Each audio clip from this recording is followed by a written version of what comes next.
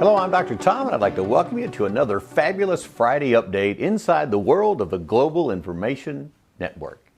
And today, my topic will move into who do you listen to, because I don't know of a more important time worldwide for people to pay attention to who they listen to. Where are you getting your information? Where are you getting your guidance? Where are you getting your motivation? Where are you getting your facts? Where are you getting the information that fits you? We'll get to that in a moment. Part of that conversation is why we're doing more and more communication from the Global Information Network to you. Things that are absolutely free to you as a result of your membership in this incredible club.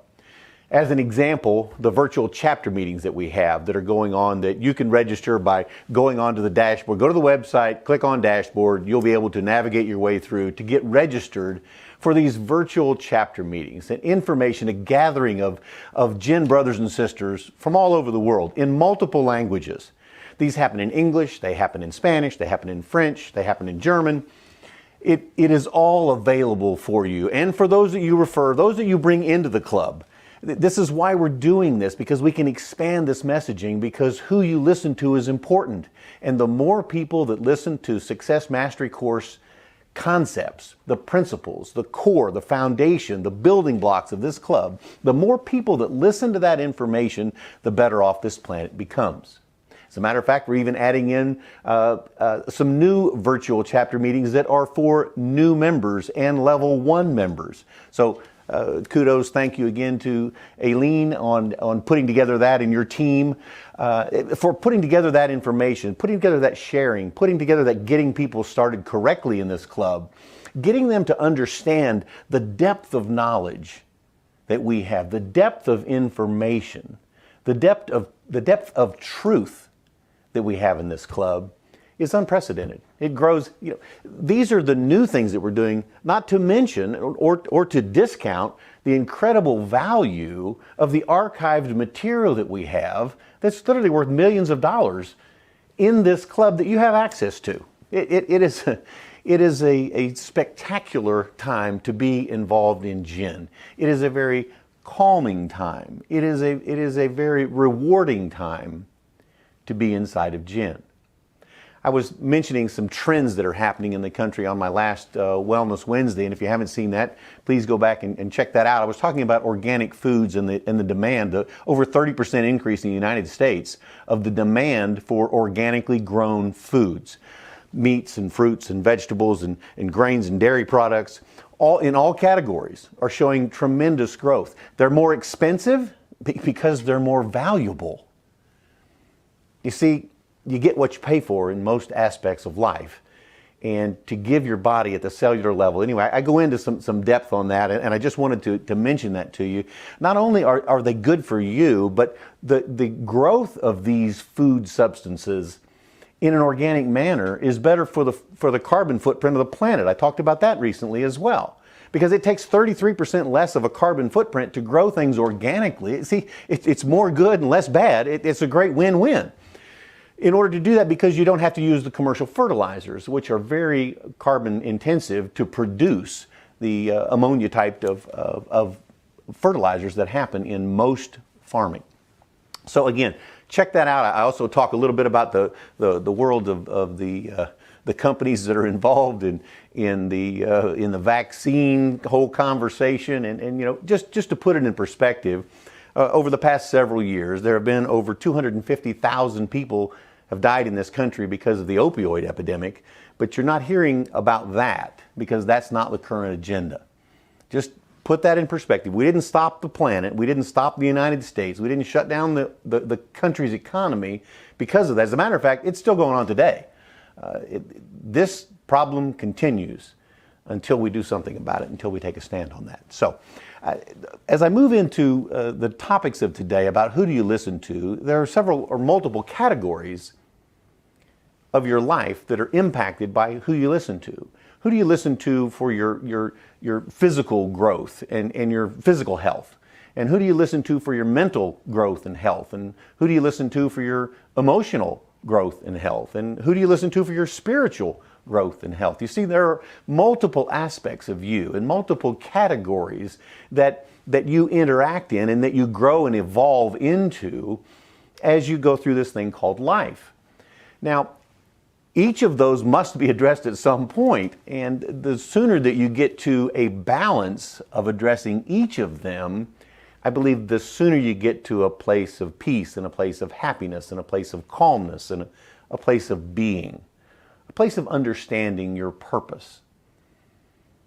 And while we can't in a single update give you all of the keys to those kingdoms, we can certainly illuminate those categories for you so that you understand the importance. And sometimes you may spend more time, you may be having a physical challenge and going through physical therapy.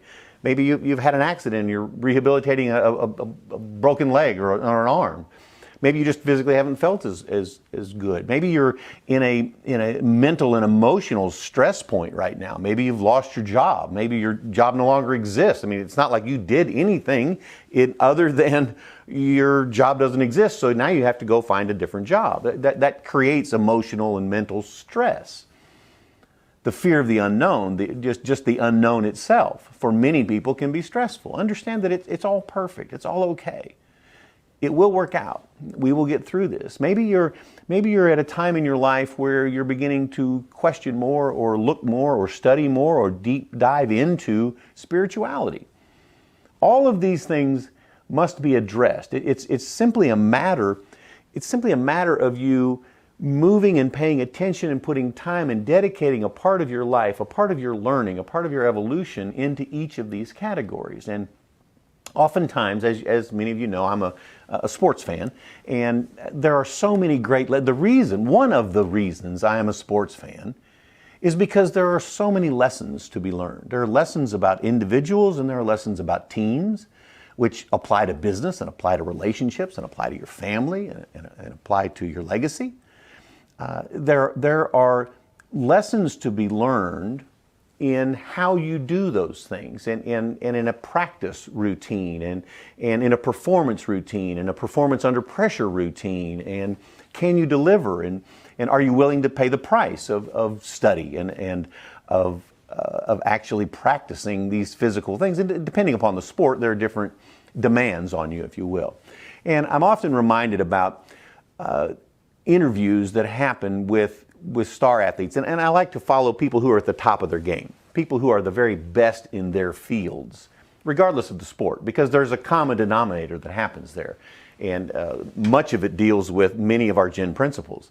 Much of it deals with picturing things in your mind's eye. I know you've heard that before, but I'm often reminded of free throw shooting in basketball at any level. And when you talk about the athletes who are at the top of their game, and when they'll be interviewed about how they're good, because most of the game there are people that are covering you and there are things that are happening and it's movement.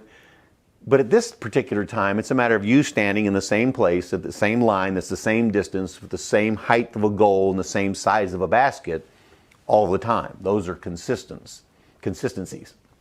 So to be able to do that, what is it that people that do in their routine and their preparation for that allows them to be very successful at it, to make over 90% of the shots as opposed to an average of 75%.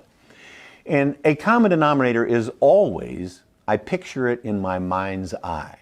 I see the ball going through the hoop before I let it out of my hands. As a matter of fact, I see it as a made basket before I even start my routine.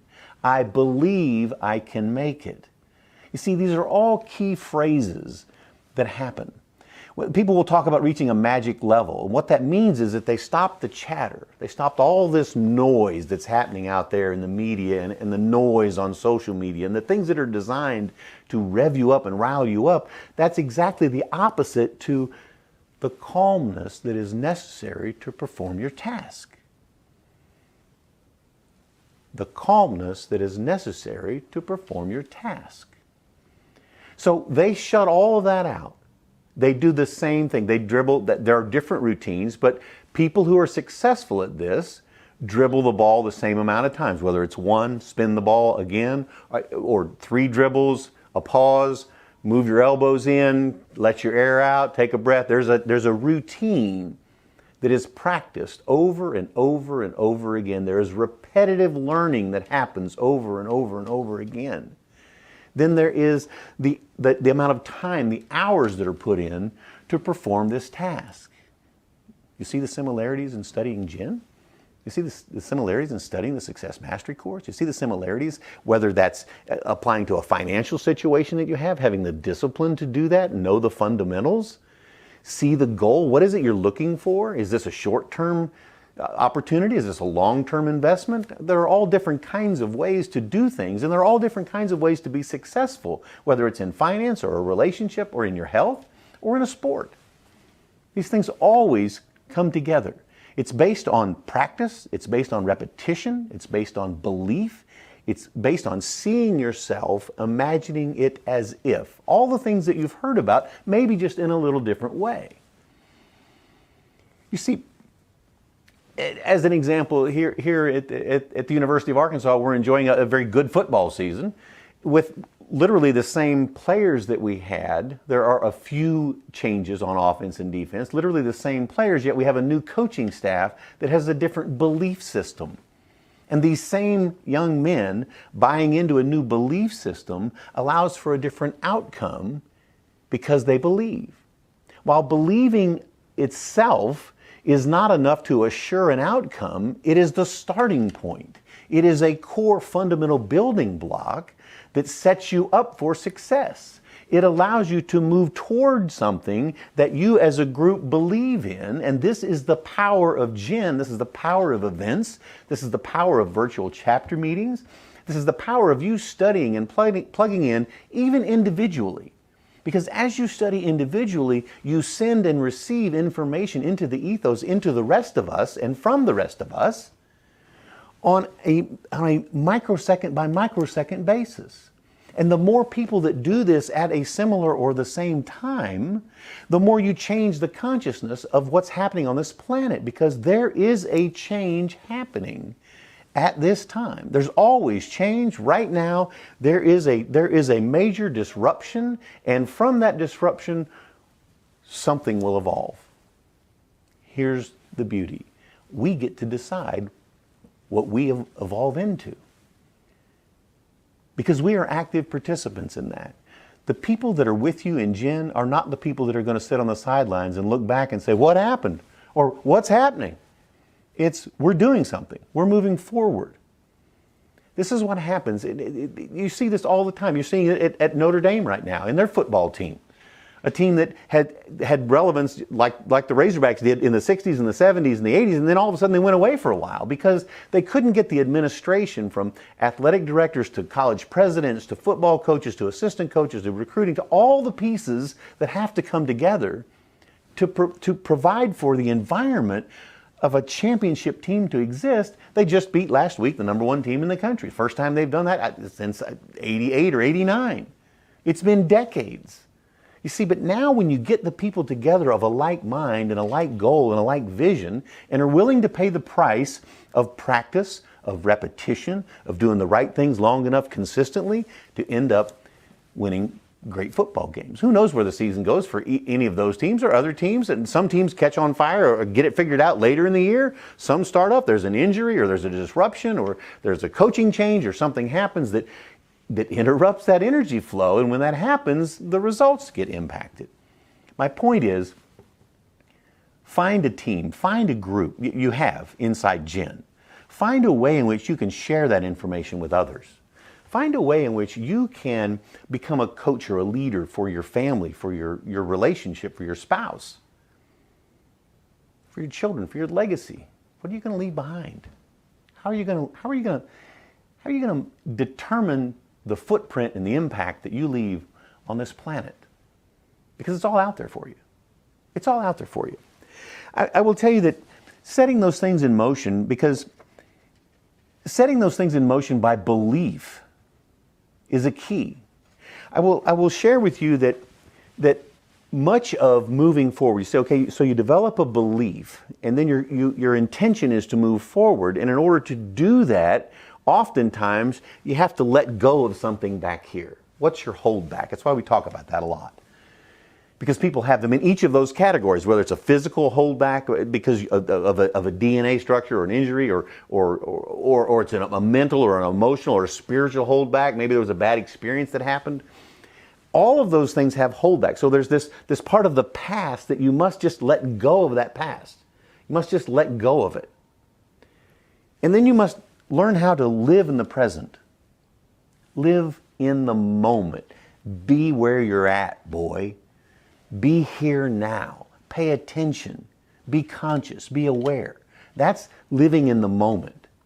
And then there's the belief in your future. This is where belief comes in. Add in the belief in your future. See it in your mind's eye. See it so vividly that you can touch it, you can taste it, you can feel it, you can resonate with it. And when you do that, it doesn't assure it, it gives you the chance at it. There's the hope for it. And while hope is not a strategy, there must be action that takes place as a result. Hope is important. Hope is important.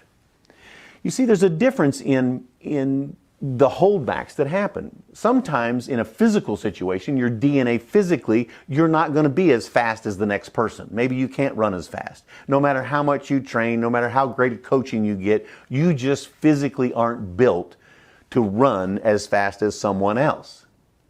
But here's the good news. In the world of spiritual DNA, in the world of spirituality, all men and women are created equal. We all have the exact same chance to understand that growth, to understand that spiritual growth. And at times, you know, there are different challenges, and certainly the world has plenty of them right now, plenty of opportunities to overcome, plenty of opportunities to grow. And when that hope grows dim, or you feel like you're withdrawing, that's the time when you study more. That's the time when you believe and let belief and let hope light your way. Let belief and hope light your way. Be thankful and grateful and appreciative for the things that you have in this life. Not in fear and hate and disgust and angst about the things that didn't turn out the way that you had thought that they might one day. Life is a series of ups and downs. And it's a matter of you simply determining that you're going to get up one more time than you get down, which puts you on a road of accomplishment. It puts you on a road of winning. It puts you on a road of happiness. You see, I read an article this week, one more sports analogy for you. This week, the Masters is happening, which the Masters for golf is like the Super Bowl for football, or Wimbledon for tennis, or the Indy 500 for race car driving, or the Kentucky Derby for horse racing, and it goes on the finals for the NBA, and every sport has its culmination of a championship. Well, in golf, the Masters tournament is regarded, it's typically done in the spring, and so this is kind of odd that we're doing it in the fall here in the U.S. Because of COVID, it was moved, and there won't be any fans, so the roars of the galleries and the crowd, that's going to be different. Yet I was reading an interview from John Rahm, who has become ranked number one in the country this year for the first time in his career. Now imagine that, to be ranked number one in golf in the world. There are literally millions and millions and millions of golfers. Most of them can't break 100, and this guy is the best on the planet at a particular ranking time. To reach that pinnacle. So when people can reach that kind of pinnacle and they can see that kind of success, I'm always interested in learning something from them, because there's something you can learn from everyone. Some of the things you learn are things you know you don't want. I don't want to do that because I don't want to end up like that. Some things I do want, and so I want to emulate those. I want to mentor behind those. I want to learn from those people. I want to study how did they get where they are. It was very interesting because this week, so the tournament runs Thursday, Friday, Saturday, Sunday, and so they have practice rounds on Monday and Tuesday, and they do different things. And in his practice round on Monday, he made a hole in one. And then on Tuesday, they have this special event where they attempt to skip a ball across the water and onto a green. And on Tuesday, he did that, and he skipped the ball. Imagine this. He skipped the ball 4 times. It hits an embankment, goes up to the back of the green, rolls around, and falls in the cup for his second hole-in-one of the week in 2 days. Most golfers go their entire life, and every shot they hit never have a single hole-in-one. He's had 2 in 2 days. He's in that magic zone. He's at that level. See, the world has slowed down for him. He's in that pause. And so it's interesting because they asked him about that, and he says, the craziest thing, the second hole-in-one of the week. It could go 2 ways from here, right? Something special is going on, or maybe I'm just running out of luck. I don't know yet. I knew it would be a special week given it's my birthday today, and I'm hoping it's the beginning of a lot of things to come. You see, he understands that statistically it's very rare to get a hole-in-one. The odds are astronomical to get a hole-in-one back-to-back at a difficult golf course like in Augusta. And so he went on, they asked, well, what's going on? What do you feel like? And he said, it's interesting because I can't lie. I'm feeling pretty confident. I think the best way I can explain it is I'm simply happy. I'm simply happy. I'm happy outside the golf course. I'm happy within the limits of this now pandemic, which means there's no crowd to give you that adrenaline. I'm happy with the limits of now this pandemic, and I'm also happy on the golf course. You see, he's learned to be happy, and he's taken that to his job, which is playing golf. Hopefully something special happens this weekend. Hopefully something special. See, he's already projecting that hope to the weekend. He's already fed off of the success of statistically rare occurrences back to back. Yet he's taking that energy and that positivity and moving forward with it in his life for the weekend, for a goal to win the ultimate championship in the world of golf. Are those the fundamentals that you're applying to your life? Are you studying? Are you practicing your craft? Are you practicing your relationships? Are you practicing your financial status? Are you practicing your strategies? Are you spending time? Are you giving it some thought? Are you giving it some study? Are you evolving spiritually? Do you spend some time meditating? Tapping, doing a mortar march, wearing an I Ching card? What are you doing for your growth? Because you are growing. Your time is passing. You'll never get this week back again. It's a one-time deal in this body, on this planet, at this time. Are you making the most of it? Are you doing things to physically grow? Are you doing things to mentally grow? Are you doing things to emotionally evolve? Are you spiritually evolving? Are you working on your health in all of those categories? Who are you listening to? Where are you getting your information?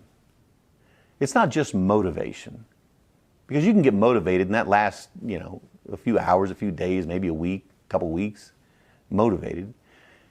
It's a matter of growing into that new you. And that to me is one of the most important lessons of the Success Mastery course, is the constant evolution. The fact that we are now at level 7 with the ability to obtain level 8 for free, the ability to do things over the next 6 or 7 weeks, certain qualifications by the end of this year. You have to be a member. You have to be a member. So you can bring in all those people that are on the fringe and that you're thinking about.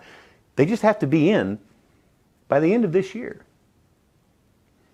And if they are, we'll show them how to build that foundation to reap the benefits and the rewards. They'll learn how to be in the moment. They'll learn how to be happy now. And they'll learn how to believe in their future. Because that's what we do in this club. And that's the common bond that we share. I'm Dr. Tom. I'm so thankful and grateful, and I'm happy that we got to share this time together this week. Have a spectacular week. I'll talk to you next week.